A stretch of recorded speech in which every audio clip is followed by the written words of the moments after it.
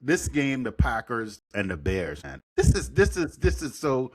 I picked the Bears to win this game, and this is so improbable because nowadays when you go into overtime, you have to declare. Back in the day, you didn't have to declare that you was doing an onside kick. It was just a surprise. You just had to be ready, to get an onside kick. Now it's you got to declare. Everybody know what you're doing. It's not a surprise.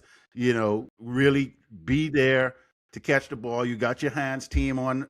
Be there. Be ready to secure the ball when it comes. How does this happen? How does this even happen? I mean, the game was over. Catch the ball, game over. And as improbable as it was, even in overtime, with that last play of the game that heave at the back of the end zone, off of leaning back, off of 1 foot, that was a excellent pass, man. That was a thing of beauty. And hey, look, it happened.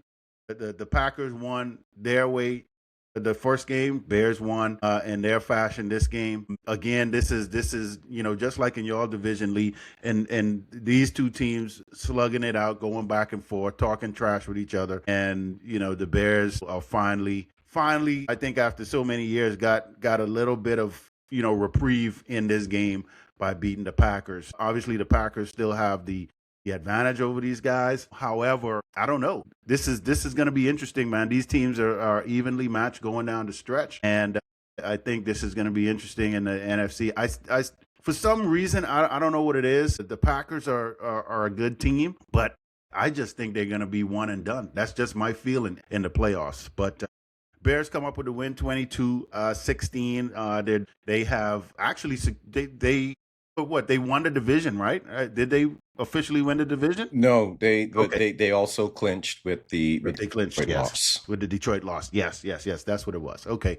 yeah. So, all right, well, Bears come up with the win, man. Big game for them to. No man, starting off with Green Bay is like you don't know what Green Bay team gonna show up. Like sometimes they come out and they look like world beaters, and sometimes they show up and you're like, what's going on, right? So Jordan Love goes out. Malik Willis comes in, has a pretty good game up until the fumble in overtime. Caleb Williams has a pretty decent game, 19 for 34, 250, 2 touchdowns, no interceptions. But the Bears in crunch time delivered, right? Onside kick, beats the blitz on 4th down, goes to overtime. They get the ball, they march down the field and score. So you got to give them credit that when they have to deliver, they're able to deliver. And I got to give Ben Johnson a lot of credit for that.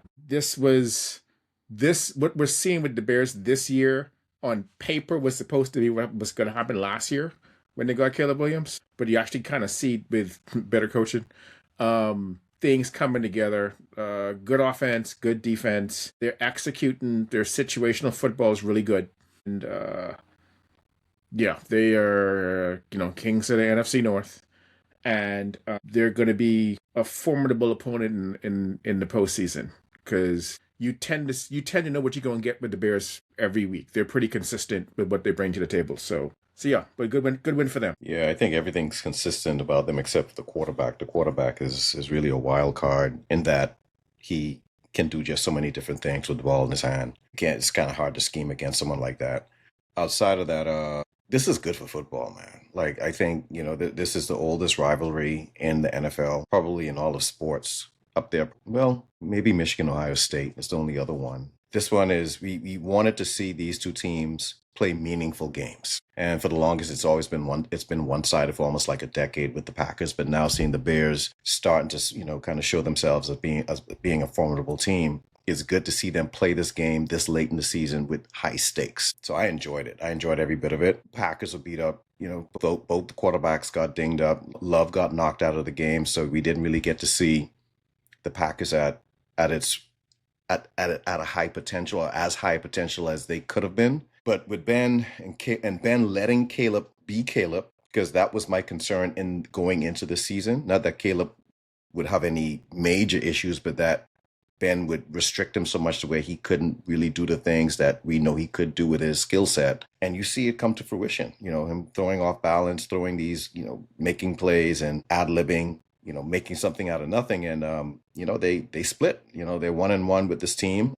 And I hope, for years to come, we continue to see this back and forth with them. But the Bears going into the playoffs are going to be dangerous. I do think the Packers, because you lost Micah, you have Love with the concussion, they're probably going to be one and done unless LaFleur can pull a rabbit out of his hat. But the Bears going in, they're looking strong.